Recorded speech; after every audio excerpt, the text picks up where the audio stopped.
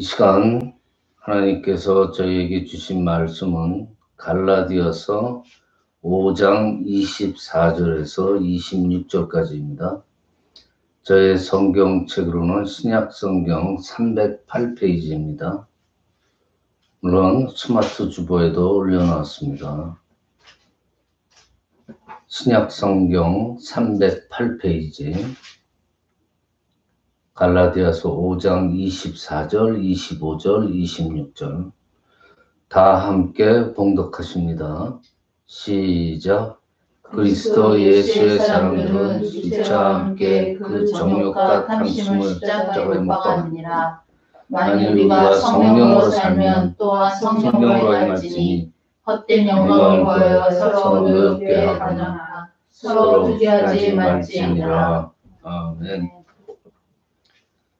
네, 오늘은 기독교 절기로 보면은 성령 강림주일이에요.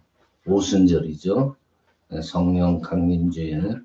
그래서 이 시간 성령에 관해서 우리가 잘 알고 있지만은 다시 한번 우리의 생활을 되돌아보는 그런 시간을 갖겠습니다. 이 믿는 사람들, 신앙인이라고 그러죠. 크리스찬. 이 신앙인들의 삶은 그냥 단순하게 아무 생각 없이 그냥 사는 게 아닙니다. 반드시 필요한 게 뭐냐면 스피리추얼, 영적으로 사는 삶이에요. 그냥 사는 삶이 아닙니다. 그래서 이 성령님이 우리를 인도하시고, 그리고 그 안에서 우리는 세속의 모든 것을 참고 견디면서 인내하고, 그리고 성령님께서 우리를 돌봐주시고 그 은혜로 살아가는 삶이 바로 크리스찬이에요. 성령님은 나와 함께 항상 동행을 합니다. 그래서 나를 성령의 생각대로, 성령의 인도대로 인도해요. 그리고 선한 길로 항상 성령님께서 인도를 하시죠. 궁극에는 하나님께서 원하시는 뜻대로 우리를 인도하시는 그러한 삶이 바로 크리스찬의 삶이에요. 생각해보면은 이 사실이 엄청난 축복이고 은혜입니다. 왜 성령님이 우리를 인도하시고 돌봐주시는 것이 은혜인가? 창세기 1장 1절에 처음에 보면은 뭐부터 시작해요? 태초, 천지라는 단어들이 나오죠. 이 태초라는 시간의 개념, 태초, 그러니까 시간 개념이죠. 그리고 천지, 하늘과 땅, 이건 무슨 개념이에요? 공간 개념이에요. 이 시간과 공간의 개념을 통해서 그거를 하나님께서 창조를 하시면서 그 시간과 공간의 주인이 누구예요? 창조하신 분 아니에요. 즉 시공의 주인은, 다스리시는 분은 하나님이사라는 것을 우리한테 성경 창세기 1장 1절부터 알려주고 있는 거예요. 자, 여기서 이 시간과 공간의 개념, 이 개념이 뭐예요? 즉 우리가 살고 있는 이 3차원의 세계잖아요. 이 3차원의 세계를 의미하는 것이 시간과 공간의 개념이에요. 태초, 천지. 하나님께서 창조하시고 우리에게 부여하신 이 시간과 공간 안에서 사는 모든 피조물들은요, 이 시간과 공간의 제약을 받게 됐죠. 우리는 그 제약을 받고 사는 거예요. 3차원의 세계에서.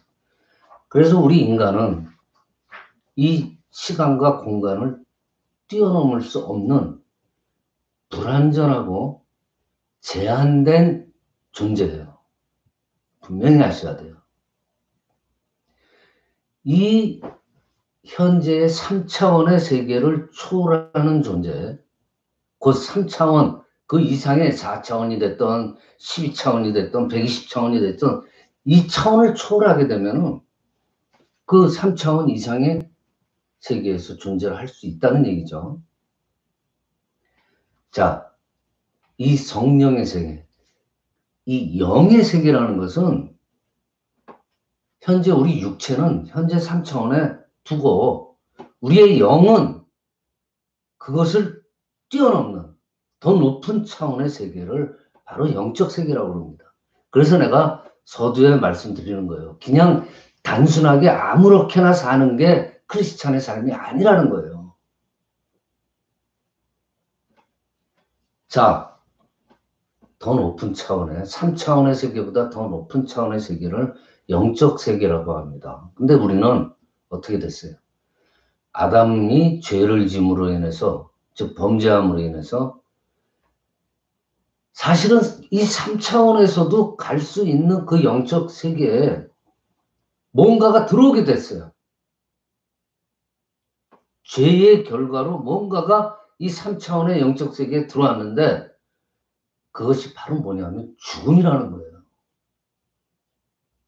여러분들 성경 잘 읽으시면, 창세기 잘 읽으시면 제 말을 이해할 거예요. 그래서 우리 인간이라는 것은 죽기 전에는 이 시간과 공간의 개념을 절대로 벗어날 수가 없습니다. 죽기 전에는. 왜냐? 우리 육체에 지금 리미티드 돼 있어요. 하나님이 그렇게 만들어 놓으셨어요. 우리가 죄를 범죄함으로 인해서.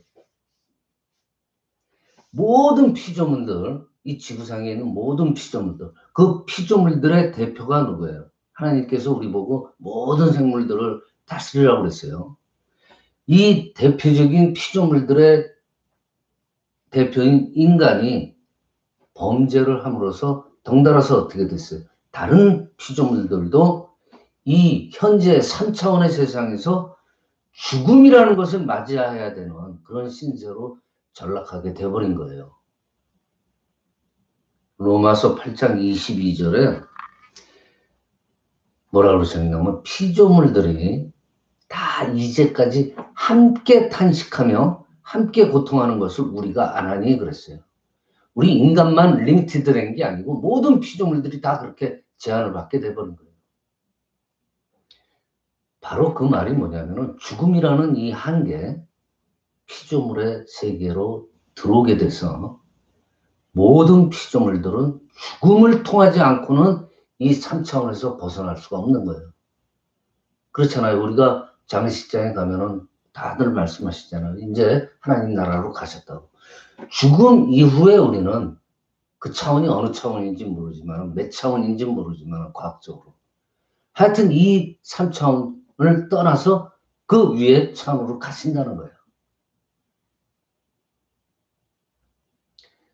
자, 여기서 중요한 일이 있습니다. 그렇지만 하나님께서는 지금의 이 3차원, 현재 세계의 인간이 죽기 전에, 지금 우리, 살아있는 우리한테 하나님께서는 뭘 원하시냐면 우리랑 교제하고 우리를 구원하시기 원하셨어요.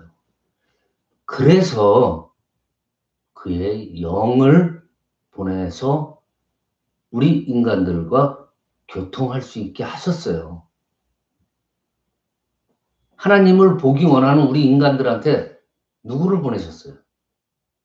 바로 하나님의 본체이신 예수 그리스도를 보낸 겁니다. 괜히 오신 게 아니에요. 예수님은 바로 하나님의 아들의 신분으로서 하나님을 증거를 하죠. 그리고 우리 죄를 대속하셔서 십자가에 달려서 죽으셨어요. 자, 예수님이 하늘로 올라가신 후에 예수님의 영, 성령 뒤를 이어서 보내셨잖아요. 바로 성령님을 보내신 거예요. 성령을 통해서 우리가 우리 지금의 이 현재 시공간의 제약을 받고 있는 우리 이 단순한 육체의 세계에서 우리에게 역사하고 계시는 거예요. 그럼 우리는 어떻게 돼요? 성령을 만날 수 있고 지금 3차원의 세계를 올라갈 수 있다는 거예요. 넘어갈 수 있다는 얘기죠. 그거를 하나님께서 원하셔서 예수님을 보내신 거예요. 그래서 우리 지금 이 현재 상황, 3차원에 사는 피조물들이 그 이상의 차원에 계신 하나님을 알기 위해서는 바로 이 성령님을 통하지 않고서는 절대로 하나님을 알 수가 없게 된 거예요. 이게 하나님의 원리예요. 섭리예요. 즉 성령이라는 것은 우리 지금 현재 3차원, 이 3차원보다 그 더 높은 차원을 연결해주는 통로가 된 거예요. 하나님께서 그렇게 만들어주신 거예요. 하나님은 영이시니 그랬잖아요. 하나님은 영이시니 라고 하신 그 영의 세계, 이것이 바로 가장 기본적인 우리 기독교의 신앙의 메커니즘이에요. 지금 현재 우리 세상 속에서 살아서 역사하시는 그 메커니즘이라. 아담과 하와의 죄로 말미암아서 하나님과의 교제가 끊긴 인간이 하나님을 만나기 위해서는 그의 독생자 예수 그리스도를 하나님께서 보내주셔가지고 이 땅의 모든 죄인 대신 십자가에 달려 죽게 하시는 길밖에 없었던 거예요. 하나님께서는 우리를 위해서 하실 수 있는 방법이. 그 예수님의 보혈로 죄를 씻은 우리는 이제야 비로소 하나님과 영적 교제를 나눌 수 있게 한 겁니다. 그리고 예수님의 그 동정녀 탄생, 예수님의 죽으심, 부활과 승천, 재림을 굳게 믿는 크리스찬들에게 어떻게 돼요? 오순절 마가 다락방에서 임하신 그 성령님이 바로 하나님과 영적 교제를 나눌 수 있게 된다는 거예요. 원리는 간단하죠.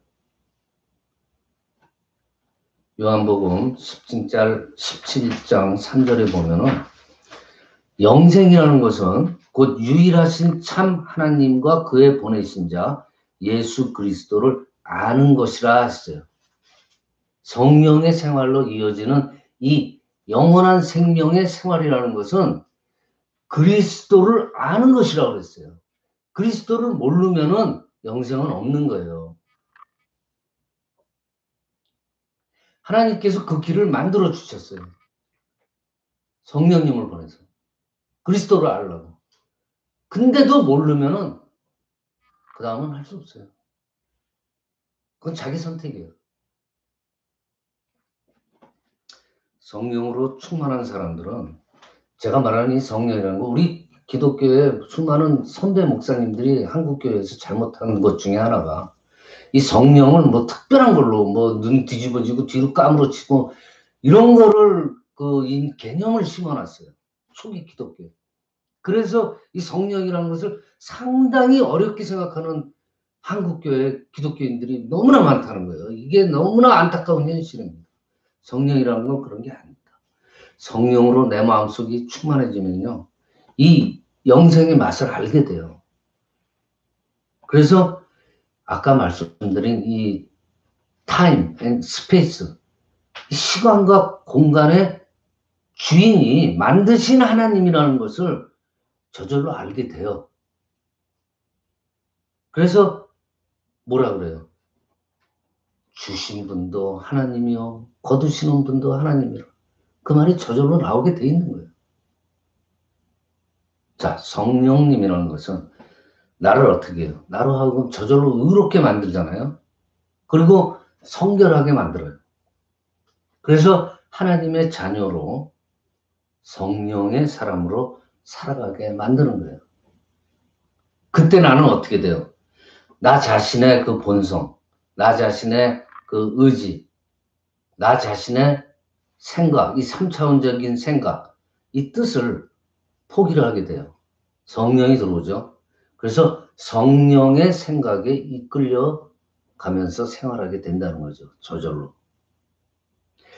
바로 그 삶이 바로 기독교인의 삶이에요. 신앙인의 삶이에요.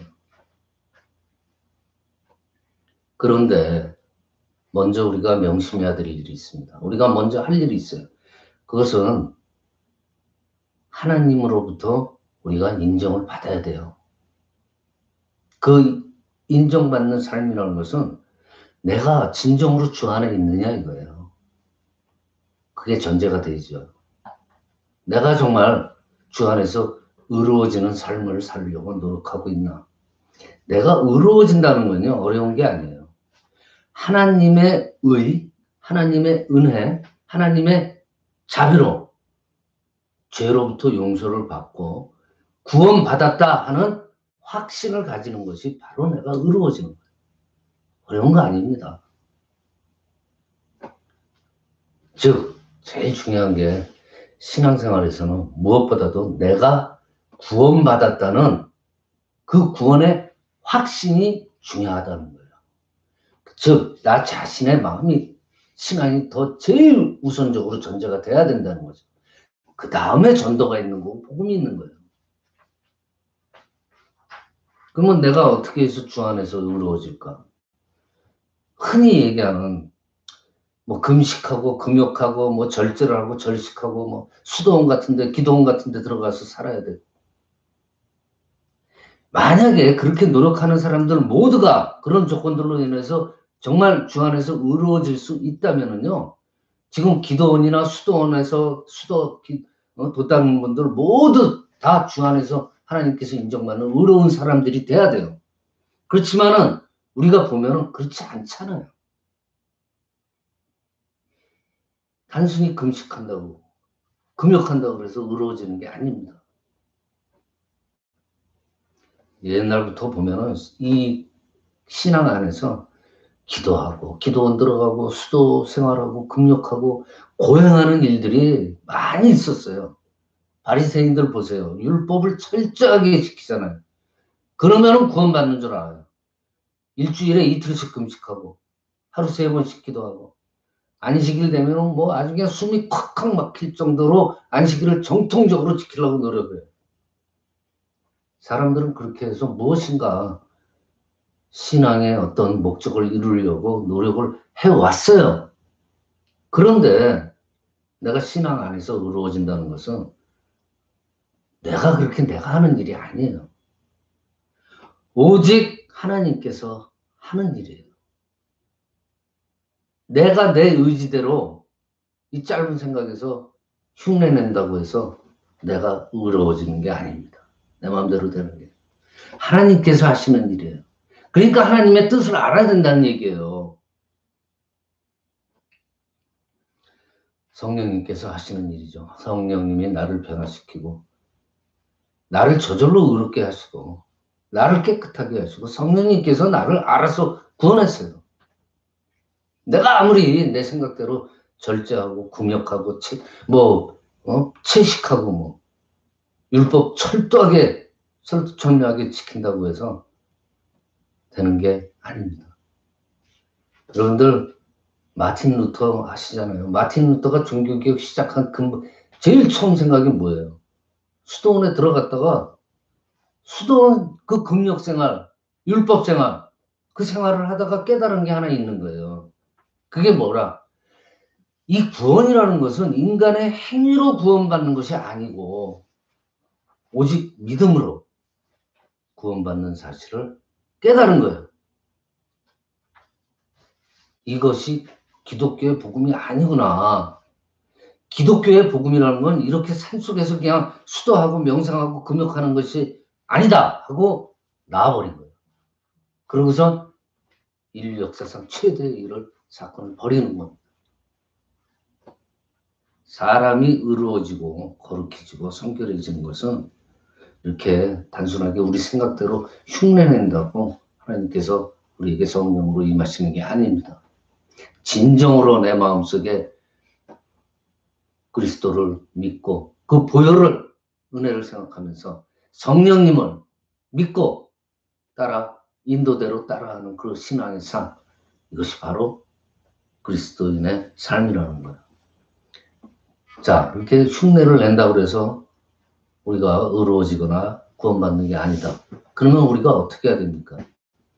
그래서 오늘 본문에 정욕과 탐심을 십자가에 못 박았느니라 그럽니다. 성경에서 분명히 이거 괜히 하시는 말씀들이 아니에요. 십자가에 못 박아버리는 거예요. 그것이 바로 내 마음의 믿음의 표현이 되는 거죠. 그 말은 뭐냐? 내가 주를 알고 깨닫고 믿고 결심하는 순간에 나는 십자가에서 죽고 새로운 내가 다시 태어난다. 이런 뜻이에요. 그러니까 지금 뭐예요? 내가 죽어야 한다. 그래야 내 안에서 꿈틀대는 이 3차원적인 세상의 정욕도 탐심도 다 죽일 수가 있다는 겁니다. 그래서 신앙생활에서는 내가 죽는 일이 참 중요하다고 강조를 하는 거예요. 내가 죽어야 된다. 그런데 내가 그렇게 죽어야 되는데 이게 죽지 않고 살아있어서 문제란 말이에요.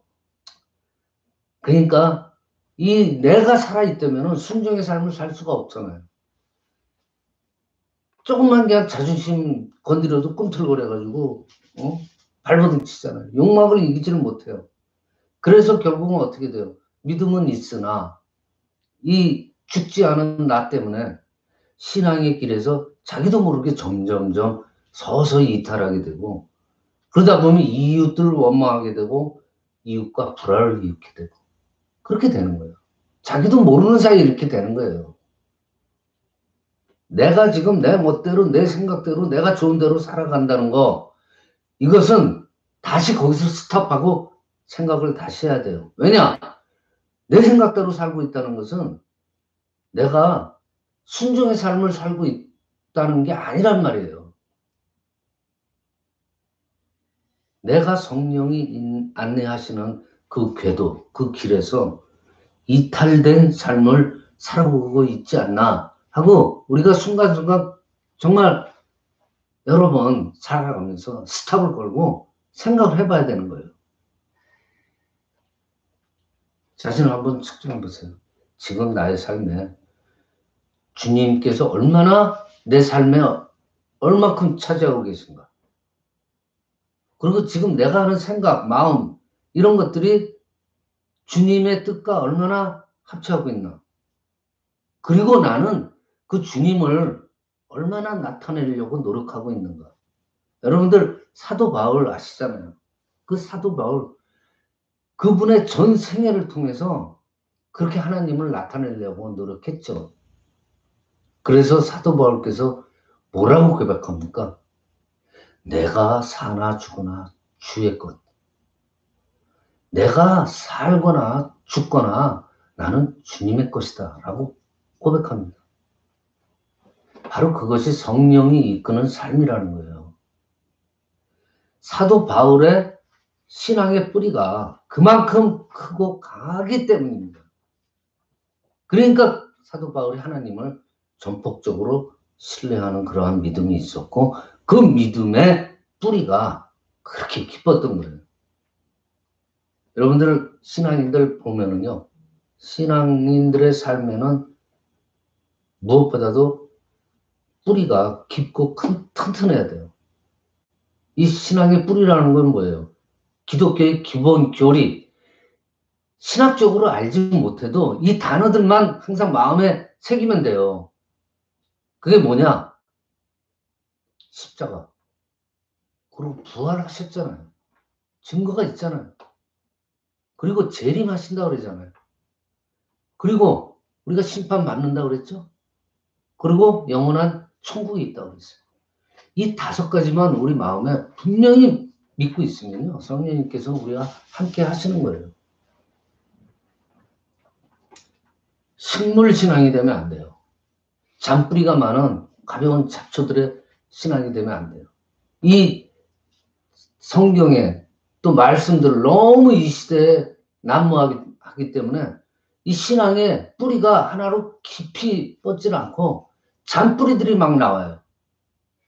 그 지식들 때문에 깊은 뿌리, 즉 깊은 신앙을 만들어내지 못하는 세대가 지금 이 세대예요. 그러니까 살아가는 동안에 이 잔뿌리 때문에 문제가 발생하는 거예요. 신앙에 문제가 발생하는 거예요. 사도 바울처럼 신앙의 뿌리를 한 뿌리 쫙 깊게 내리시길 바랍니다. 그래서 오늘 본문에 또 말씀하잖아요.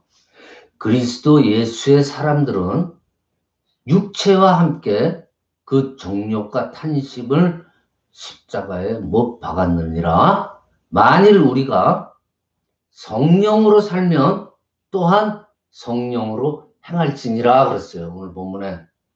우리가 성령의 인도대로 삶을 살면은 우리 행동도 당연히 성령이 이끄신 대로 성령답게 나타나진다는 거예요.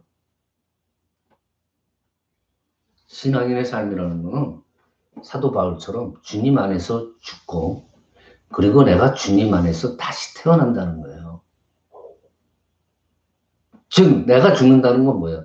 내 마음을 비운다는 뜻이죠. 간단히 말하면. 그렇게 비운 다음에 다시 태어나는 겁니다. 그렇게 다시 태어나면 뭘로 채워져요? 성령님이 오셔서 나를 지도하시고 인도하시고 주관하신다. 그러한 삶이, 잘 생각해 보세요. 그런 삶이 가장 속편하고 편안하고 정말 행복한 삶이에요. 그 삶이 바로 은혜의 삶이고, 주변의 사람들이 가끔 바보 같다고 그럴지 몰라도 그러한 삶이 정말 행복한 삶이고 마음 편하고 속 편한 삶이라는 거예요. 그러한 삶이 주를 따르는 신앙의 삶이라는 겁니다. 그런 삶이 어떻게 보면 남들이 바보 같다고 그러지만은 가장 힘이 있는 삶이 되는 거예요. 용기와 능력이 주어지는 그러한 삶인 것입니다. 말씀을 마칩니다. 이 세상에서 가장 복된 사람은요, 내 마음, 내 생각, 나의 모든 삶에 뭘로 채워지냐? 성령으로, 주님으로 채워진 채 살아가는 삶입니다. 그러한 삶을 사는 분이 제일 행복한 사람이에요. 그것이 바로 성령으로부터 인도받는 삶이잖아요. 그 삶이 바로 영적인 신앙인의 삶이라는 겁니다. 영, 스피리추얼. 오늘 이 말씀을 믿고 진정 성령의 삶을 살아가는 저와 여러분이 되시기를 축원합니다. 이 시간 새 찬송